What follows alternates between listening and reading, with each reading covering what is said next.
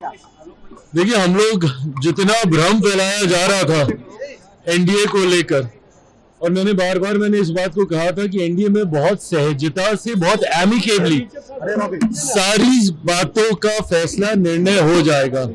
भले वो सीटों की संख्या की बात हो, सीटों के चयन की बात हो, प्रत्याशी तय करने की बात हो, समय रहते हर एक चीज एनडीए तमाम नेताओं, पांचों दलों के द्वारा तय कर ली गई।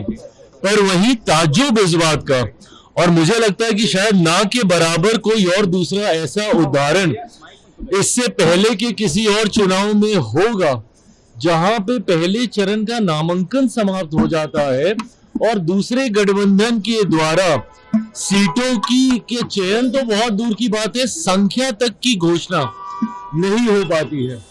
यह दर्शाता है कि किस तरीके का सरफुटव्वल महागठबंधन के भीतर चल रहा है। अगर ये लोग संख्या तक तय नहीं कर पाए तो सीटों का चयन और प्रत्याशी का उतरना तो बहुत दूर की बात है।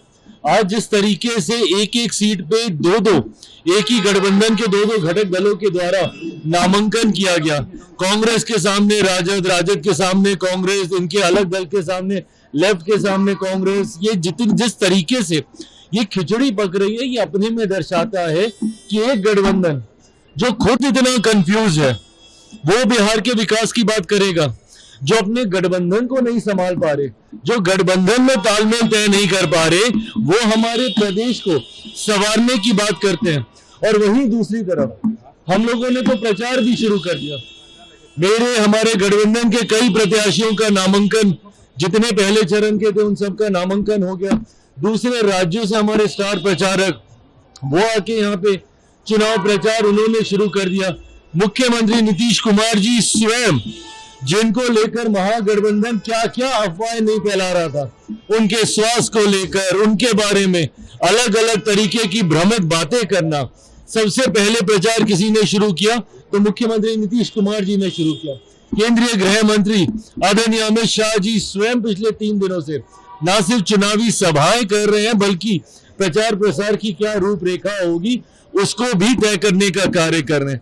तो एक तरफ हम लोग का एनडीए गठबंधन जो इतनी एकजुटता के साथ मजबूती से चुनावी रण में उतर गया, वहीं एक कंफ्यूज गठबंधन है, महागठबंधन, जिनको अभी तक यही नहीं पता है कि कौन सी सीट से उनका कौन सा प्रत्याशी उतरेगा। इसीलिए विश्वास के साथ मैं कहता हूं कि एक ऐतिहासिक जीत की ओर एनडीए गठबंधन अग्रसर हो रहा है, बड़ी जीत के साथ। 14 नवंबर को हम लोग सरकार बनाएंगे। हाँ,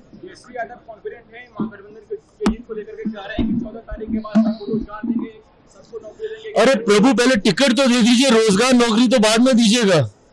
जो टिकट नहीं दे पा रहे हैं, जो प्रत्याशियों का चयन नहीं कर पा रहे हैं, जो गठबंधन को सवार ही नहीं पा रहे हैं, गठबंधन की रूपरेखा तय ही नहीं कर पा रहे हैं, वो बात करेंगे कि हम बिहार में विकास देंगे, रोजगार देंगे।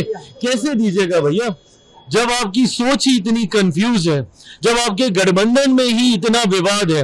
आप मुझे बताइए किस मुंह से राजद और कांग्रेस के कार्यकर्ता एक दूसरे का सामना करेंगे? एक सीट पे एक दूसरे के आमने सामने लड़ रहे हैं और दूसरी सीट पे जाके साथ मिलकर प्रचार करेंगे। ऐसा कहीं होता है क्या? और ऊपर मान लीजिए 1 दिन 2 दिन के बाद या कुछ घंटों के बाद ऊपर नेता अगर आपस में मिल भी गए, तो क्या जमीन पे जो कार्यकर्ता आपके लिए लड़ता है वो मिल पाएगा क्या? एक दिन पहले किसी दूसरे के नामांकन की तैयारी कर रहा है, एक दिन के बाद किसी दूसरे का नामांकन करेगा। तो नीचे जो खटास पैदा होती है गठबंधन में, ये यकीनन, और वैसे भी जनता भी महागठबंधन पे विश्वास नहीं करती। क्यों? क्योंकि ये लोग एक दूसरे पे खुद विश्वास नहीं करते। एक सवाल पैदा हो गया है मुख्यमंत्री के चेहरे पर, अमित शाह जी ने इसमें कोई विवाद पैदा नहीं हुआ है। केंद्रीय गृह मंत्री आदरणीय अमित शाह जी ने एक सामान्य प्रक्रिया का जिक्र किया है, and this is how CM का अगर चुनाव होता है उसकी यही प्रक्रिया होती है, इसी तरीके से चुना जाता है। सीएम हो, प्रधानमंत्री हो, विधायक दल के जितने विधायक आपके जीत कर आते हैं वो अपना नेता चुनते हैं। तो इसमें कौन सी नई बात गृह मंत्री जी के द्वारा कही गई? मुख्यमंत्री नीतीश कुमार जी के नेतृत्व में हम लोग चुनाव लड़ रहे हैं। उसके बाद ये प्रक्रिया का हिस्सा है कि जो जीते हुए विधायक हैं, एक दल की तो बात है नहीं, 5 दल एक साथ हैं, तो जितने विधायक जीत कर आएंगे वो स्वयं अपना नेता चुनेंगे। इसमें कौन सी नई बात है? आपकी राय क्या रहेगी? भाई मैं तो कई बार कितनी बार इस बात को मैं दोहरा चुका हूं, बट हाँ जो प्रक्रिया है उसका भी सम्मान करने की जरूरत है। आप पूरी तरह से खुश हैं? आपकी भी नाराजगी की बात आ रही है। अरे मेरी नाराजगी मुझे भी रोज सुबह मीडिया चैनल से ही पता चलती थी कि मैं आज किस बात को लेकर नाराज हूं। देखिए मैंने हमेशा इस धर्म का मैंने पालन किया है कि जब तक पूरा नेगोशिएशन हो नहीं जाए तब तक कोई मतलब नहीं है मीडिया में आके बयानबाजी करने का। 4 दिन 5 दिन तक जो मैं सामने नहीं आया, मैं चाहता था कि संख्या के साथ साथ सीटों का चयन भी हो जाए ताकि एक ही बार सारी बातें हम लोग मीडिया के सामने हम लोग रखें। जितनी अफवाह चल रही थी कि मेरी सीटें जेडीयू ने ले ली या जेडीयू की सीटें मैंने ले ली, ये सब बहुत पहले क्लियर हो गया था। मेरा जनता दल यूनाइटेड या किसी भी दूसरे घटक दल के साथ 1% का विवाद नहीं रहा। एक बार हम लोग को सीटों को लेकर बातचीत करने की जरूरत नहीं पड़ी है। जो सीटें मुझे डे 1 मिली थी, डे 1 से लेकर आज नामांकन तक वही सीटों पे हमारे प्रत्याशी चुनाव लड़ रहे हैं। इस बार चुनाव का दिवाली के दिन देखिए दिवाली सही मायनों में तो हम लोग 14 नवंबर को मनाएंगे, पर हाँ दिवाली है। दिवाली की पूरे बिहार वासियों को, देशवासियों को ढेर सारी शुभकामनाएं और बधाई। और मैं मानता हूं कि एनडीए की एक बड़ी दिवाली और हम लोग 14 नवंबर को मनाएंगे।